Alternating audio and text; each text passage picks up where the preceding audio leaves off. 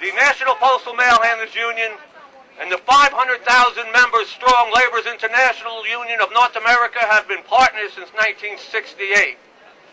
At the recent LiUNA convention, the next speaker made a pledge that the mail handlers' battles were also LiUNA's battles. And he sure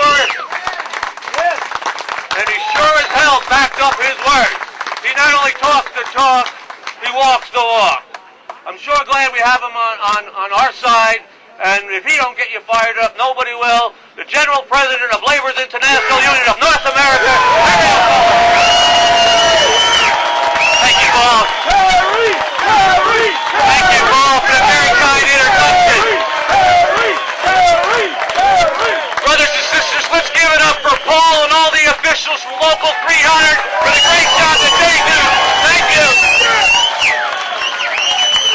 It's an honor to be here today in Jersey City with Mayor Healy and all the other elected officials from Union brothers and sisters from across New Jersey and New York, and in particular with the most dedicated, the most committed trade unionists, the strong, proud, united brothers and sisters of the National Postal Mail Handlers and the Labor's International Union of North America. Brothers and sisters, now more than ever, our country needs to protect good jobs. Jobs like those at the United States Postal Service. And while some in Washington, D.C. see postal workers as the enemy, working people owe a debt of gratitude to Congressman Albio Sirius for his sponsorship of H.R. 1351.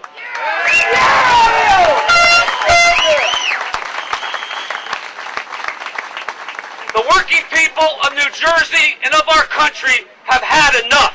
Losing jobs, benefits, our homes, and our way of life. Working men and women are under attack like never before. And now there's a target on the Postal Service, the largest unionized employer in the United States. One of the most successful ventures in American history. A venture that helped build the middle class in this country, and it is written into our Constitution.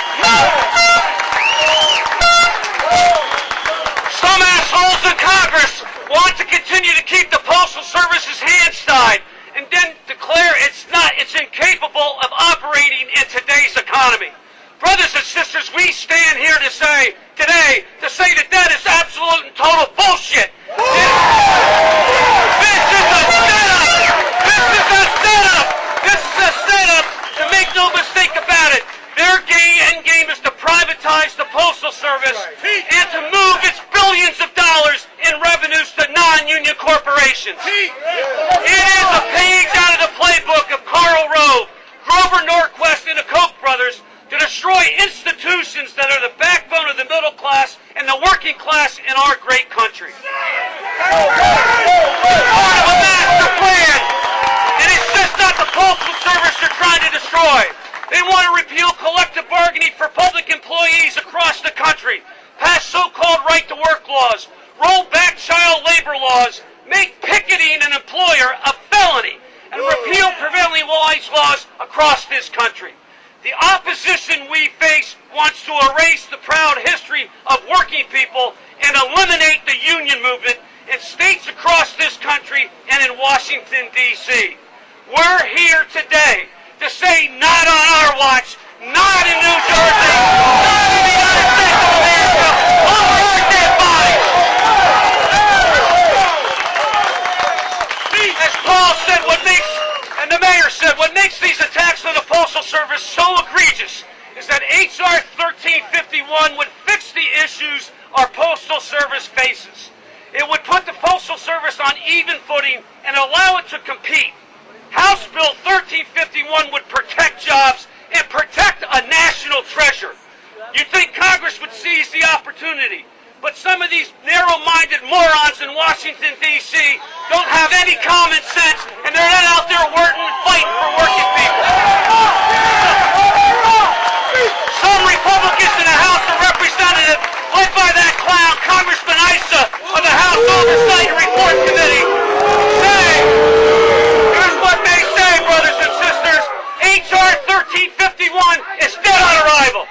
Protecting the most successful government enterprise in our nation's history and your jobs is dead on arrival.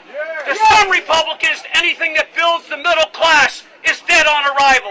So I know that the proud men and women that are here today are going to tell them that, you know what, what's dead on arrival is 5-day postal service is trying to eliminate 220,000 jobs. Dead on arrival. Trying to lay off 120,000 people. Dead on arrival. And come November 2012, you son of a bitches are going to be dead on arrival.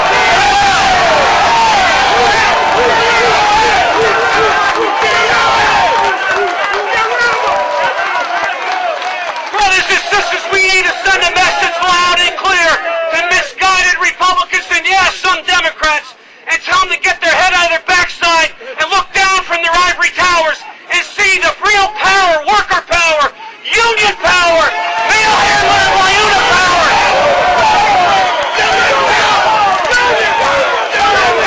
Because if you go after one of us, you sure as hell are going after all of us. And if you do, you're going down.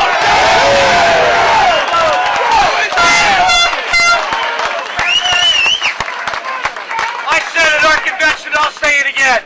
They like to fight in Washington, D.C., and by God, if it's a fight they want, it's a damn war they're going to get across this country.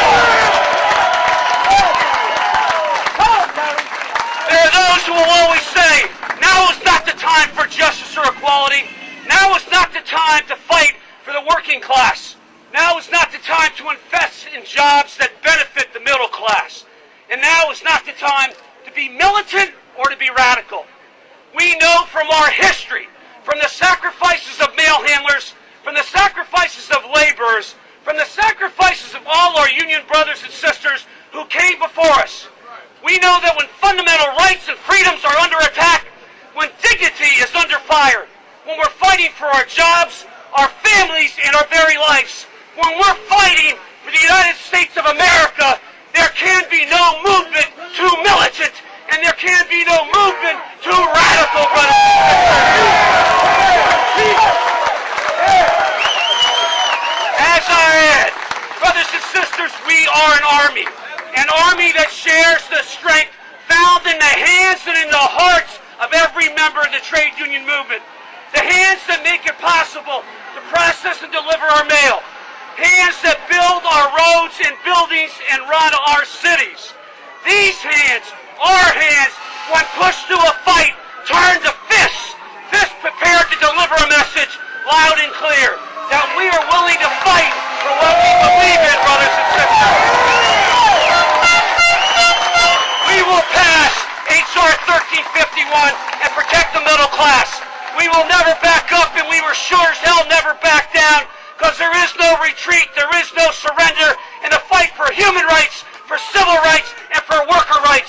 So as we leave here today, let us always remember, never forget where we come from, never forget where we are going, and never ever forget where you go, we go together, brothers. So let us stand together, let us fight together, and let us win together to change the course, the direction, and the destiny of our unions, of our movement.